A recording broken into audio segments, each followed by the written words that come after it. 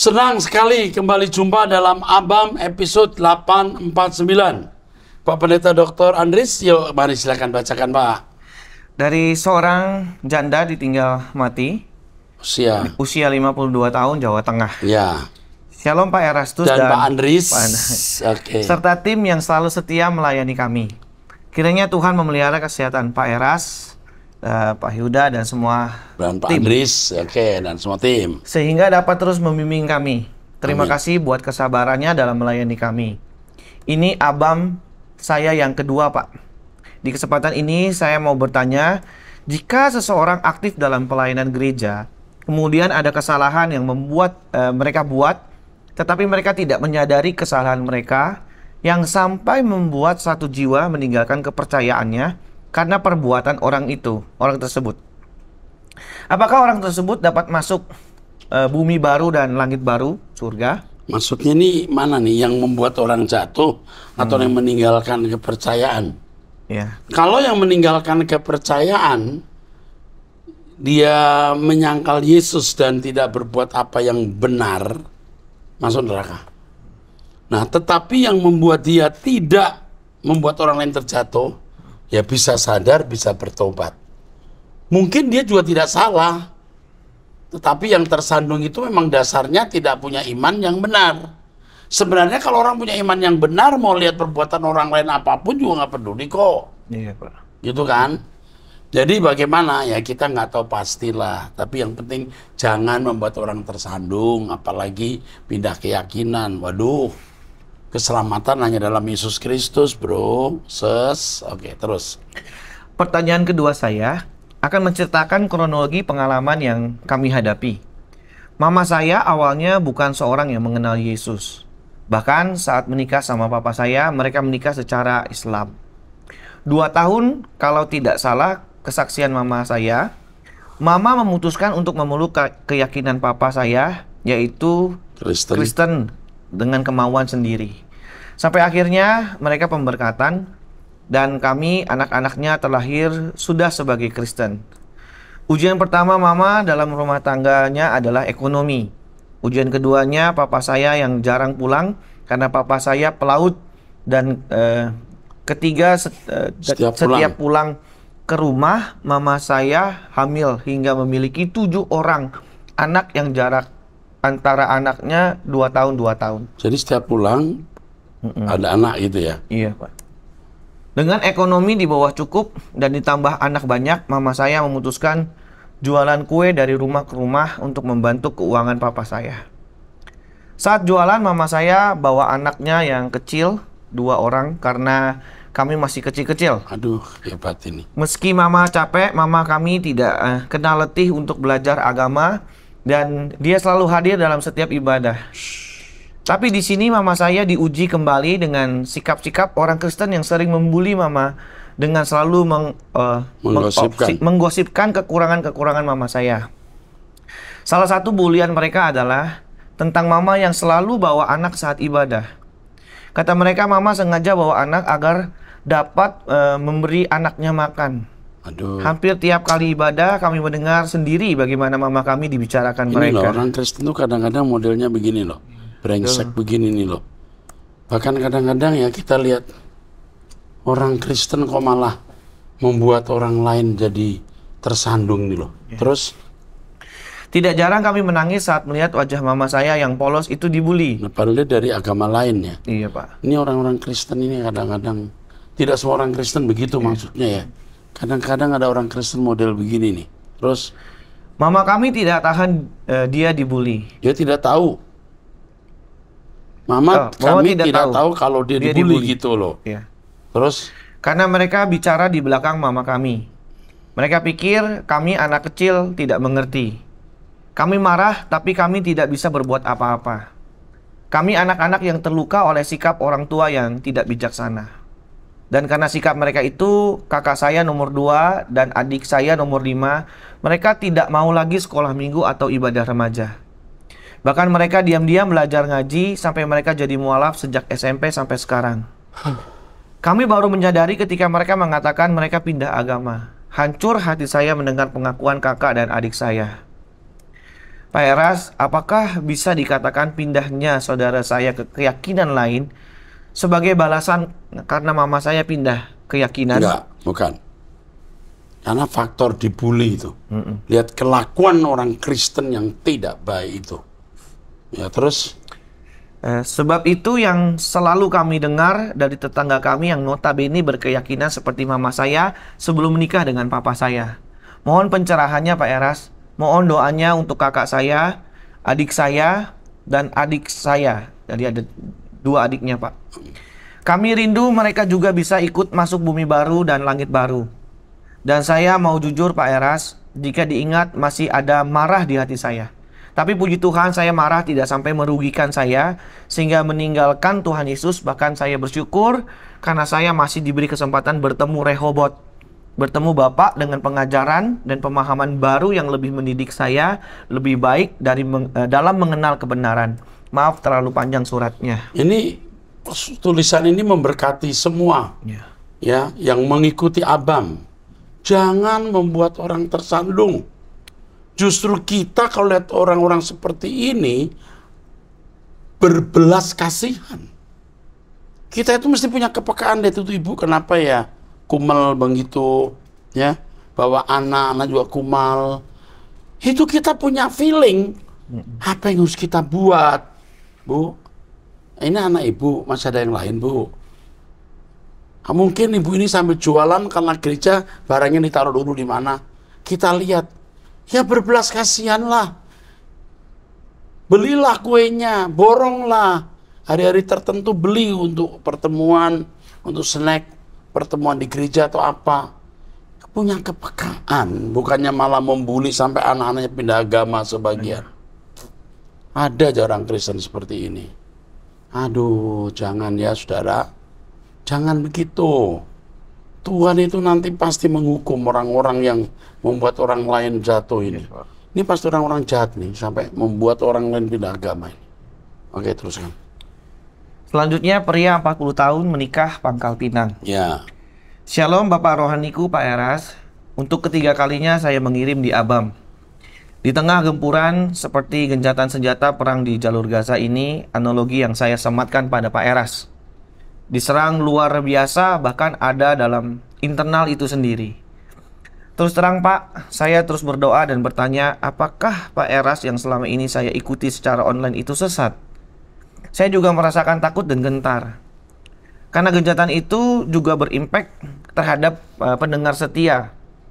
Di Abam sebelumnya, saya mengatakan akan menyematkan nama anak saya, ada nama Pak Eras dan sahabat Pak Eras dalam nama anak saya. Tentu sebuah nama bukanlah sebuah hal yang main-main. Terus saya berdoa dan berdoa.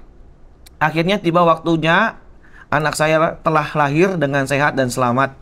Sekarang sudah sah secara hukum dan sudah memiliki akte lahir.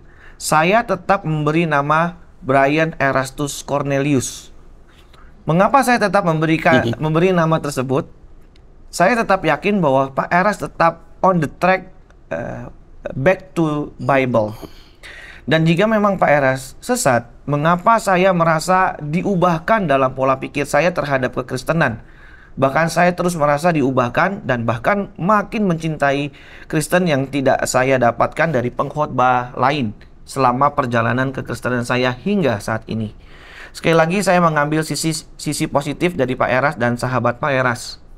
Dalam surat ini saya juga menyampaikan rasa terima kasih karena benar-benar kasih nyata yang saya rasakan. Pak Eras, saya sedang berduka karena Papa meninggal dunia sebelum anak saya lahir. Jeda waktu hanya 2 minggu. Di balik duka cita ada sukacita anak saya lahir. Semua bercampur aduk. Saat Papa meninggal, satu-satunya gereja yang perhatian dengan nyata walau saya pendengar online adalah GSKI, yaitu sebuah penghiburan dan penguatan bagi saya pribadi, yaitu pada saat di rumah duka mendapat kiriman 2 karangan bunga duka cita atas nama Pak Eras dan GSKI Rehobot Kelapa Gading. Saya merasa sangat dikuatkan. Tentu bagi saya ini sangat spesial. Sebuah kekuatan meski Papa tak akan kembali lagi. Perihal nama anak pun saya pikirkan secara mendalam. Sebagai orang tua, berharap kelak anak kami menjadi pribadi yang berani dalam kebenaran, bukan dalam kenakalan. Menjadi pribadi yang tidak serupa dengan dunia. Semoga kelak beberapa anak kami bisa berharap anak kami bisa penyerahan anak langsung kepada Pak Eras di Jakarta. Amin. Namun bagi saya bukanlah hal mudah. Saya akan menabung, berharap kelak bisa dipeluk dan diberkati anak kami langsung oleh Pak Eras. Amin. Maaf tidak rapi pengaturan kalimat saya, singkat. Banyak beberapa gereja ketika tahu saya mengandung nama Erastus, mereka menunjukkan ketidaksenangan. Bagi saya tidak mengapa, saya melihat kekristenan dari buahnya. Bagi saya, walau dari jauh, saya merasakan kasih nyata dari GSKI. Semoga Pak Eras dan sahabat sehat selalu. Semoga anak kami bisa diangkat menjadi cucu rohani GSKI. Amin. Sekali lagi sebagai orang tua berdoa, anak kelak menjadi pribadi yang takut akan Tuhan, tidak seperti saya. Salam dari anak kami, Brian Erastus Cornelius. Mohon doanya, terima kasih. Luar biasa. Wow. Oke, saya mendapat cap sesat, tetapi nurani orang yang baik dan pimpinan Roh Kudus bisa membedakan apakah ajaran ini berasal dari Tuhan atau tidak. Dan saya sendiri menyatakan bahwa semua masalah mengenai Trinitarian atau monoteisme saya bisa jawab. Maka saya membuka tanya jawab di menjawab Trinitas. Bisa membuktikan kebenaran apa yang saya ajarkan. Nah, kalau orang yang mengatai saya sesat, coba dibaca mukanya, dibaca rohnya. Orang macam ini apakah bersih hidupnya? Itu saja. Tapi kita nggak usah menghakimi, hanya menilai. Puji Tuhan, kalau datang ke Jakarta, kalau punya anak ke Jakarta, saya sambut dan ingatkan. Saya akan ingat namanya, Erastus Cornelius. Oke, Tono berkati. Brian Erastus Cornelius, keren sekali ya. Oke, terus. Selanjutnya wanita 28 tahun Jakarta. Panjang dulu, Mbak.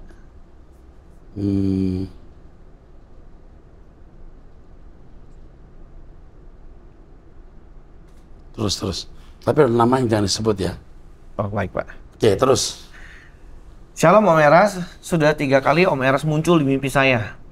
Yang pertama, kita sedang berkemah dengan banyak pemuda dan Om membuatkan kami telur goreng. Dan karena enak saya minta nambah lagi, tapi Om nggak kasih. Mimpi kedua, saya makan di restoran semeja dengan Om Eras dan Om Wiknyo. Kedua mimpi ini selalu menjadi pengingat saya untuk berjuang agar bisa berkumpul bersama Om Eras dan orang-orang saleh Tuhan di LB3 nanti. Kebersamaan di sana pasti indah. Sekedar info, saya jadi jemaat Rehoboth sudah 13 tahun dan bisa disebut anak didik.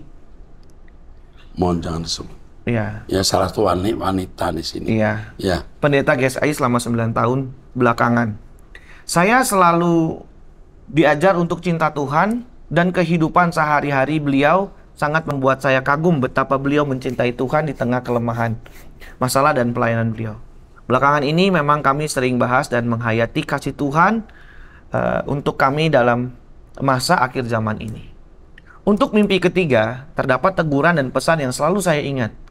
Selesai bermimpi, di doa pagi Om Eras membahas hal yang sama juga. Oh, itu berarti dari Tuhan. Saya bermimpi beliau sedang mengingatkan kami dalam sebuah khotbah dengan kalimat, untuk kalian yang sudah tahu ini adalah akhir zaman, sudah tidak ada waktu lagi untuk melakukan dosa. Justru yang harus dilakukan adalah menggarap banyak jiwa-jiwa. Amin. Lalu saya keluar ruangan itu, tapi keadaannya langit merah oranye, jalanannya seperti tembok Cina. Om Eras sedang berlari dan dikejar banyak sekali orang-orang yang berharap bisa ikut Om Eras. Tetapi mereka keburu jatuh di jalan yang rubuh. Mereka keburu jatuh di jalan yang rubuh gitu ya. Iya. Kayak gempa gitu ya. Betul. Kayak longsor, kayak rubuh. Oke. Terus? Lalu saya samperin Om yang berlari dan saya minta tolong ke Om. Lalu Om berubah memiliki sayap. Dan kami diajak terbang oleh Om. Entah kenapa Om agak kesulitan terbang saat membawa kami. Lalu I melihat ada Tante melihat ada tulang keropos di tubuh Om. Yang itu seperti menghambat Om terbang. Lalu dengan benda berwarna putih Tante menghancurkan tulang kropos itu. Saat saya pikir kita akan terbang, mimpi saya berhenti di situ. Apa tanggapan Om tentang mimpi ini ya Om? Kayaknya mimpi ini benar. Kayak nggak bisa dibuat-buat gitu. Iya. Ya mungkin kropos itu ada kelemahan yang buat kita agak terhambat. Dan harus diperbaiki. Oke. Bagus ini, mimpinya bagus. Roh saya mengatakan ini mimpi benar. Ya, terus. Om, saya sangat-sangat berterima kasih atas kemurahan Tuhan karena saya diberikan kesempatan untuk ada di tempat yang mengenal Om dan II yang mengajarkan saya di tengah dunia yang fasik ini. Ya. Senang atau susah, hal yang terus menjaga kita dalam segala keadaan adalah hati yang mengasihi Tuhan, dan apapun keadaan kita di bumi ini, susah atau senang, semua akan berakhir. Ya, II-nya itu pengerja gereja kita. Aktivis lah, bukan pengerja full timer ya, volunteer ya. Terus mohon doanya Om di tengah pergumulan saya dalam masalah hidup saya tetap bisa menjadi berkat. Walau skala saya tidak sebesar Om Eras dan beliau, tetapi menyelamatkan jiwa-jiwa dari kebinasaan seperti tugas yang tidak bisa kita lewatkan begitu saja. Ya, terus jika sudah saatnya nanti, saya ingin ada di tim Om dan II di LB3 nanti, karena kalianlah yang dipakai Tuhan secara langsung untuk menyelamatkan saya. Sering saya bercanda ke II, kalau bisa nanti kita sebelahan ya, rumahnya. Love you Om Erastus Sabdono, penyelamat. Love you. Ini jadi merinding juga ya saya. Ada ya merinding ya. Tuhan memberkati, luar biasa. Oke, teruskan. Selanjutnya ini no-name 29 tahun di Toba. Ya. Saya yang bertanya tentang kesaksian Paulus bertobat. Saya mau mendengar pencerahan dari Bapak mengenai perbedaan firman Allah dan firman hidup. Saya seperti mendapatkan sesuatu arti mengenai firman hidup yang tertulis di 1 Yohanes 1 ayat 1. Yang saya renungkan, firman hidup itu seperti perbuatan yang sesuai perkataan, seperti yang dilakukan Tuhan Yesus yang menerima perkataan dari Bapa, terus dilakukan sampai selesai. Apakah ini yang dimaksud firman hidup, Pak? Mohon pencerahannya. Firman itu firman yang berkuasa menghidupkan, membuat orang hidupnya berkualitas. Ya, firman yang dikenakan sehingga mengubah orang itu firman yang hidup. Oke? Iya, Pak. Mantap. Terus. Selanjutnya wanita 45 tahun menikah. Ya. Shalom Bapak rohaniku, Bapak Erastus dan tim Abam. Saya mau bertanya tentang keadaan saya. Rasa-rasa ada yang aneh karena sering sekali jika saya berjalan atau pakai motor dan lewat di bawah lampu jalan, lampu yang tadi menyala langsung mati. Jika lampu itu mati, saya lewat lalu menyala. Dan itu terjadi sangat sering dan di tempat yang hampir sama. Juga saya sering terasa seperti tersengat listrik, padahal tidak ada kabel. Juga pernah anak saya tidak sengaja menyentuh lengan saya saat belanja, tiba-tiba anak saya teriak karena seperti tersengat arus listrik dari lengan saya. Apakah itu ada roh jahat atau apa ya Pak? Jika iya, tolong doakan saya Pak. Pak, saya selalu mengikuti program Truth ID, doa pagi, dan saya bahkan diubah arah hidup saya semakin jelas bersama Bapak Erastus ke LB3. Terima kasih atas tuntunan Bapak, Tuhan Yesus memberkati. Tubuh kita itu ada elektrik. Iya. Di pesawat itu saya pernah sentuhan dengan seorang suster pramugari waktu saya naik pesawat Itali, saya lupa ya. Tas gitu. Gitu aja. Ya, ada semacam listrik. Ya. Tetapi apakah ada kuasa gelap? Ya saya tidak tahu. Tapi jika ada di lingkungan Jakarta, ya kita doakan, kita lepaskan. Jadi jangan terlalu dipikirkan hal itu. Yang penting tidak mengganggu pertumbuhan rohanimu, apalagi dalam kesaksianmu kamu berubah. Selamat bersama kita ke LB3. Amin. Selanjutnya pria 47 tahun menikah. Shalom Pak Eras, terima kasih untuk semua pimpinan dan pengarahan Bapak yang membuat iman saya semakin teguh. Saya ingin bertanya maksud firman Tuhan di 2 Petrus 3 ayat 12, di mana kita yang menantikan Tuhan bisa mempercepat kedatangan hari kiamat? Nah, inilah saya bahas di Corpus Delicti. Nah, buku saya Corpus Delicti tolong kirim ke orang ini. Terus, Bukankah Tuhan sudah menentukan hari atau saat Dia akan datang kembali? Wong kitab-kitab tulisan Paulus, Petrus, Yohanes juga banyak sekali yang menubuatkan teknis kedatangan Tuhan. Apakah ayat ini juga sama pengertiannya dengan perkataan datanglah kerajaanmu di dalam doa Bapa kami? Terima nanti kasih, dulu, Pastor. datanglah kerajaanmu itu artinya yang pertama, bagaimana pemerintahan Allah berlaku dalam hidup kita. Supaya kita hidup dalam penurutan terhadap kehendak Allah. Hidup dalam pemerintahan kerajaan Allah dan pemimpinnya, rajanya adalah Allah sendiri. Yang kedua, datanglah kerajaanmu ya artinya biarlah kedatangan Tuhan membawa kita ke kerajaannya. Nah, lalu mengenai kenapa bisa disebut mempercepat, ini penjelasan mengenai Corpus Delicti. Nah, di Corpus Delicti saya menjelaskan jika jumlah orang-orang yang menjadi Corpus Delicti genap, artinya sempurna seperti Yesus, Tuhan baru datang. Itu intinya. Tapi bukunya nanti bisa dibaca karena itu lumayan tebal. Ya. Oke, teruskan. Selanjutnya, pria 38 tahun menikah wira swasta. Shalom Bapak Erastus, saya berterima kasih kepada Tuhan lewat pengajaran Bapak yang mengiring saya kepada kekristenan yang benar. Tidak jarang ketika saya mendengar khotbah Bapak sampai meneteskan air mata karena saya merasa setrumannya kuat. Terkadang saya berkata dalam hati saya harus bisa mencapai hidup kudus. Dan saya membayangkan betapa itu suatu hal yang membahagiakan. Amin, bisa. Tapi memang tidak mudah hidup tidak meleset di hadapan Tuhan. Iya, mak mudah, tapi bisa.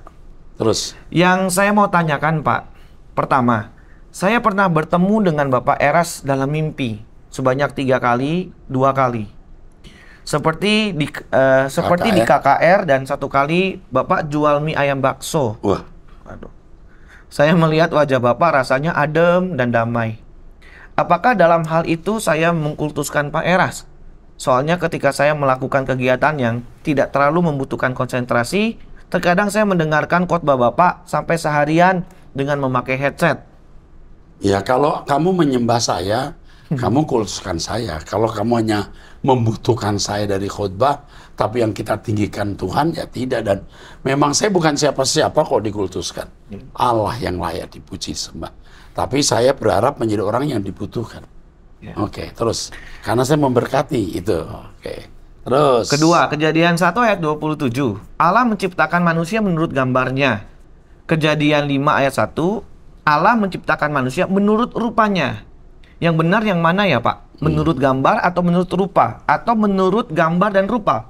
Soalnya kalau saya tidak salah memahami bahwa pengertian yang saya dapat dari Pak Eras bahwa manusia diciptakan menurut gambarnya dan manusia harus berjuang menjadi serupa dengan Bapak Elohim Yahweh. Artinya segala sesuatu yang kita lakukan harus sesuai dengan kehendak Bapa. Dibaca dulu ayatnya. Kejadian 5 ayat 1. Iya betul. Yang pasal 5 ayat 1 ya Pak. Inilah daftar keturunan Adam pada waktu manusia itu diciptakan. Pada waktu manusia dibara. Oh. Cipta tanpa bahan, terus Oleh Allah, dibuatnyalah diasah. Terus menurut rupanya. rupa. Jadi gambar itu Allah yang ciptakan. Pikiran perasaan itu Allah yang membara.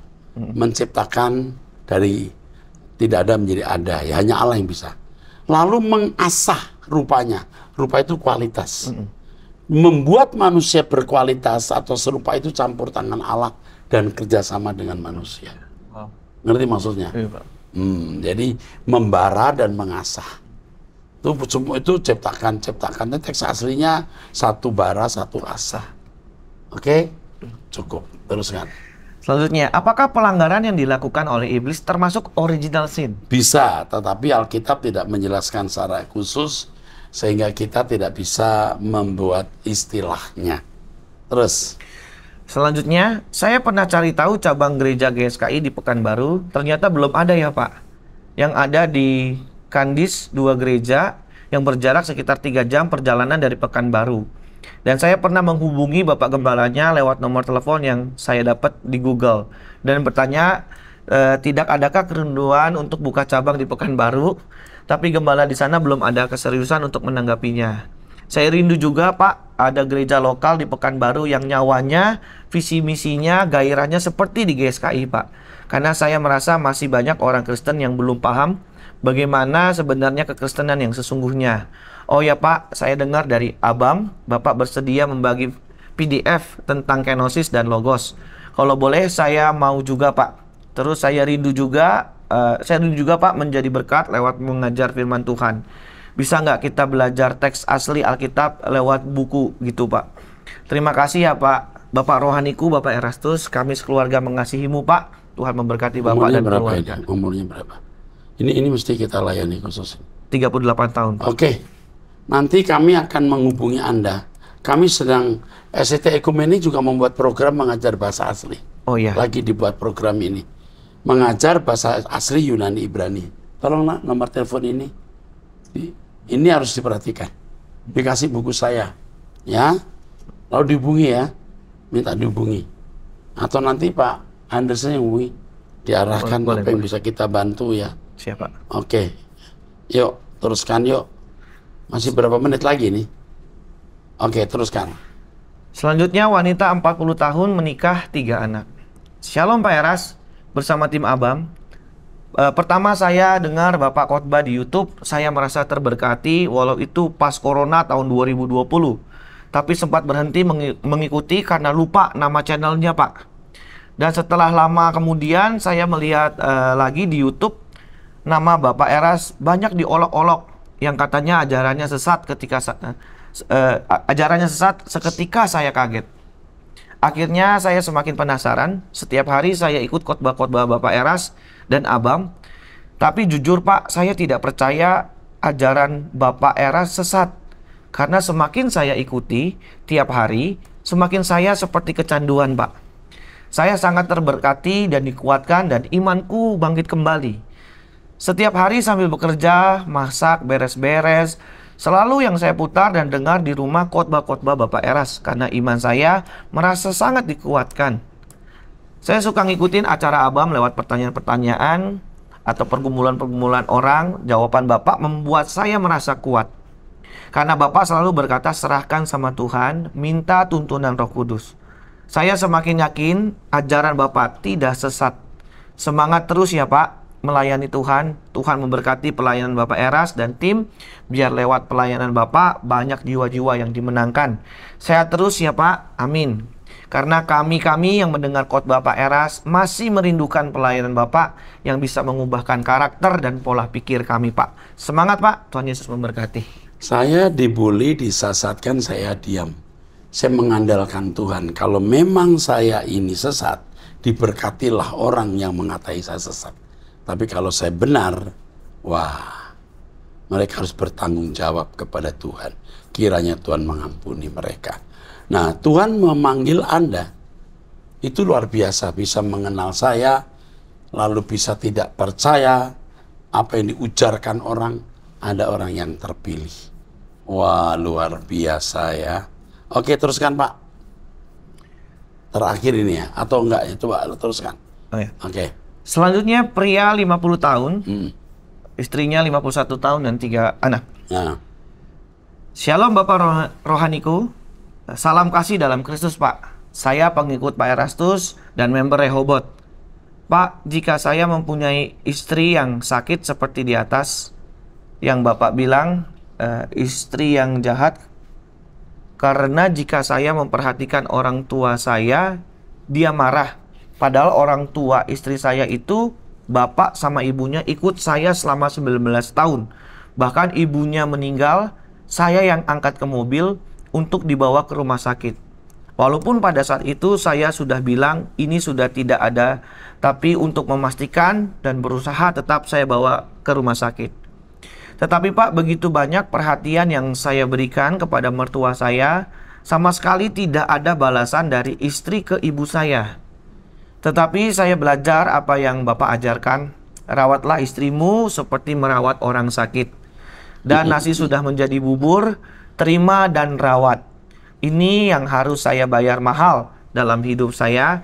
Kadang ada kata-kata Pak Eras yang menguatkan. Kau dibentuk jadi bejana kehidupan yang baik untuk sabar dan diasah oleh Allah lewat istrimu. Saya ikutin terus 3D. dengan 3D. Diam, diam, diam. Ya, disertai ikut doa pagi dan segala acara di Truth ID. Oh ya Pak, di album yang lalu Bapak menjanjikan akan mengirimkan lagu-lagu Pak Eras dalam MP3 atau CD Pak. Tapi mohon maaf Loh. Pak, saya belum terima. Bentar, ini kenapa belum terima? Tolong dihubungi lagi. Seharusnya udah dapat ya. Maaf ya Pak jika saya lancang. Oh enggak lancang, harus disampaikan ya. Aduh, ini kan urusan kita dengan ribuan orang. Bisa saja yang meleset ada ya. Tolong nih, kamu juga ingetin nak nama ini terus. Ya. Menanyakan karena saya sangat senang dengan lagi Bapak yang sangat menguatkan iman Kristen saya. Karena saya sudah menunggu 2 bulan Pak untuk lagu-lagu. Loh, nggak boleh terulang begini ya. Saya bisa tidak happy nih, bisa murka nih atau marah. Tapi marahnya nggak boleh seperti orang kafir ya. Nggak boleh ini itu harus hari ini hubungi nak. Terus. Terima kasih ya Bapak Rohaniku. Allah Yahweh senantiasa melindungi dan memberikan kesehatan kepada Bapak dan Pak Yehuda dan tim dan seluruh keluarga Bapak. Salam kasih. Punya istri yang model itu, you kehilangan hidup. Mengalah, diam. Tapi Anda memperoleh hidup baru. Iya, ada orang-orang yang Pak, saya menderita sekali punya istri kayak ini. Oh, you kehilangan hidup. Tapi you dapat hidup baru. Dengan punya istri seperti itu ya, kita akhirnya mengarahkan diri ke langit baru, bumi baru. Pasti Tuhan beri hikmat menghadapi istri seperti itu. Ya, kalau bisa menaklukkan jempol, berkenan di hadapan Tuhan. Sampai jumpa di episode yang akan datang. Tuhan memberkati.